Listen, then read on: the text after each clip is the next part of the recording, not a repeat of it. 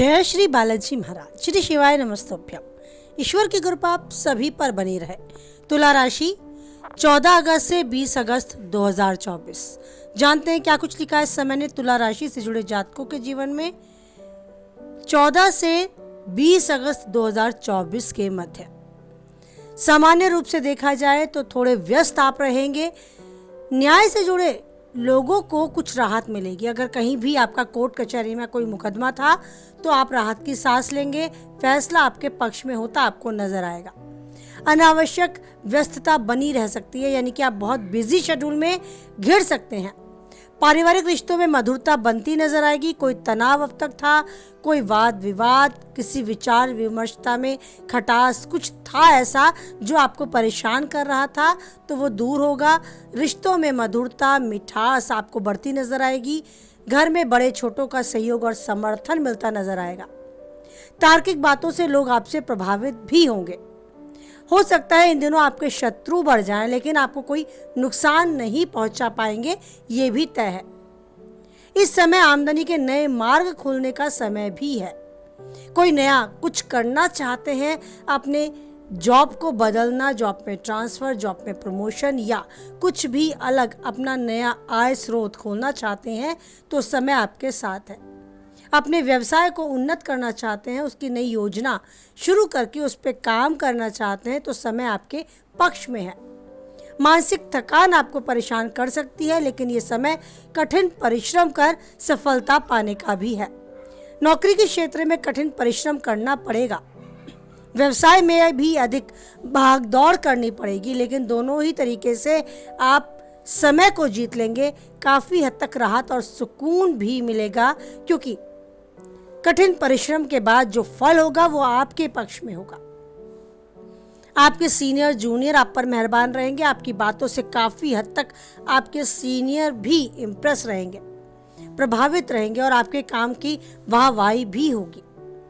आप अपने काम की योजनाएं, स्पेशली कहा जाए भावी योजनाएं जिन पर आप काम करना चाहते हैं, उसके बारे में हर किसी के साथ विचार विमर्श ना करें। बात करें, राय ले, सलाह ले, लेकिन उनकी जो उसके लायक हैं, जिन्हें आप मानते हैं उस योग्य।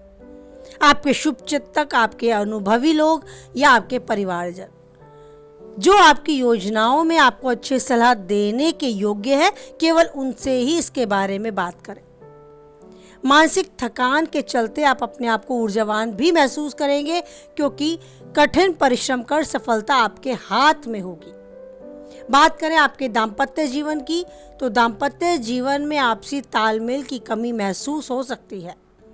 हो सकता है जो आप कहना चाहते हैं वो आपके भावों से कुछ अलग हो, या आपकी कही गई बात सामने वाले को, हो सकता है आपके जीवन साथी को किसी और रूप में समझ में आए। तो ये समय धैर्य, बुद्धि और विवेक के साथ चलने का है। आपकी बात मानी ही जाए और सुनी ही जाए ये ज़रूरी नहीं। हो सकता है समय की चाल ऐसी हो कि आपकी बातों को, सही बातों को भी गलत समझा जाए। तो इस बात धैर्य के साथ समझ लें कि समय इस पक्ष में नहीं है कि आपकी हर बात आपके जीवन साथी से सही रूप में प्रकट हो।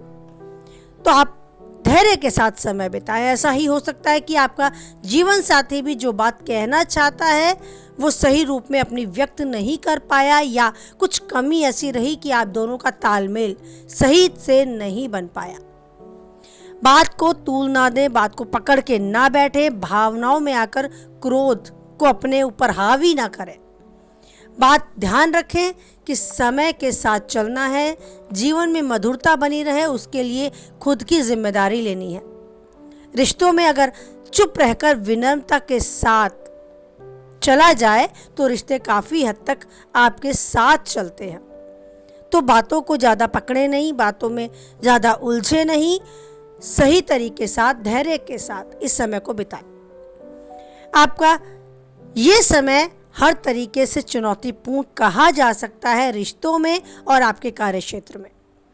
आपको प्रतिस्पर्धा का सामना करना पड़ेगा। अपने को बेहतर बनाने के लिए कुछ नई चीज़ें भी अपनी लाइफ में, अपने कार्य क्षेत्र में शुरू करनी पड़ेंगी।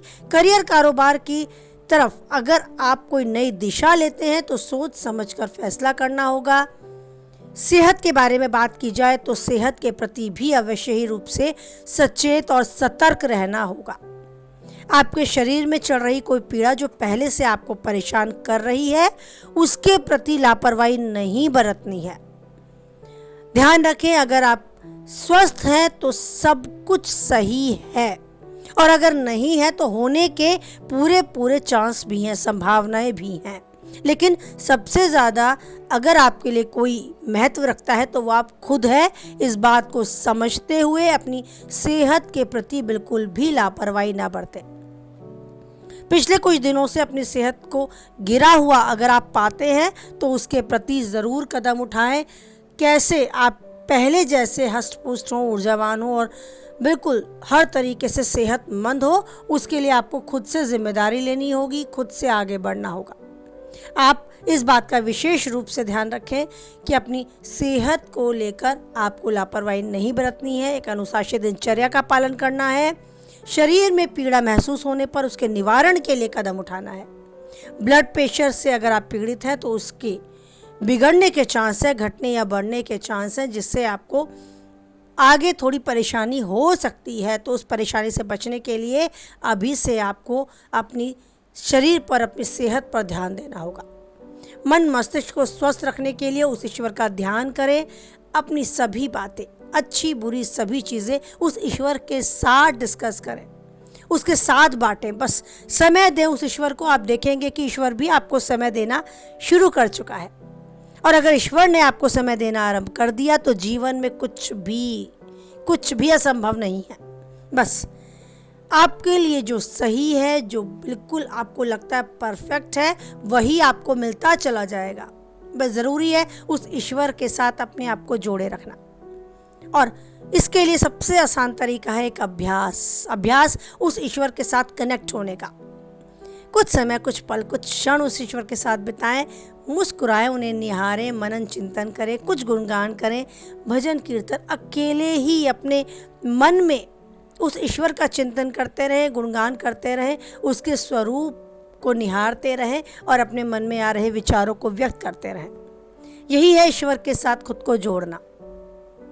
इतना करके देखें, आप पाएंगे कि आप उस पल की प्रतीक्षा करते हैं जब आप और आपके ईश्वर ही बस साथ हों। और उस पल की प्रतीक्षा न केवल आप करेंगे बल्कि वो ईश्वर भी करना शुरू कर देगा।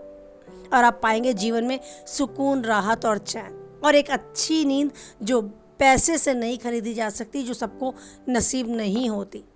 जिनको नसीब होती है वो ईश्वर के प्रिय होते हैं, और आप ईश्वर के प्रिय बन सकते हैं। बस एक अभ्यास की आवश्यकता है। हम आलसी हैं, हम मनमौजी हैं, हमारा मन बहुत चंचल है, पर फिर भी हम ईश्वर के साथ एक कनेक्शन जोड़ने के लिए अभ्यास करे जा रहे हैं।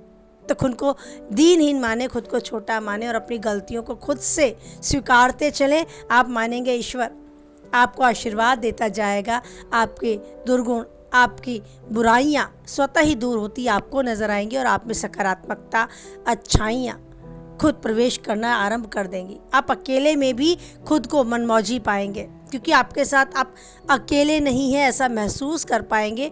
वो ईश्वर आपके साथ है हर कदम। वो आपका हाथ पकड़ के चलता है, आपको राह दिखाता है, ऐसा आभास आपको होने लगेगा। बस आपको ऐसा आभास होता रहे, आप जीवन में जो चाहते हैं पाएं और उन्नति के शिखर तक यूं ही आगे बढ़ते जाएं। हमेशा खुश रहे, स्वस्थ रहे, मस्त रहे। इसी के साथ वाणी को विराम देते हैं, फिर मिलते हैं नई वीडियो को लेकर। ईश्वर पर बनाए रखें अटूट विश्वास, क्योंकि हर परिस्थिति में वही है जो नहीं छोड़ता आपका साथ। इसी भरोसे को, इसी विश्वास को दृढ़ करते हुए बोले एक बार, जय बालाजी महाराज, जय माता दी।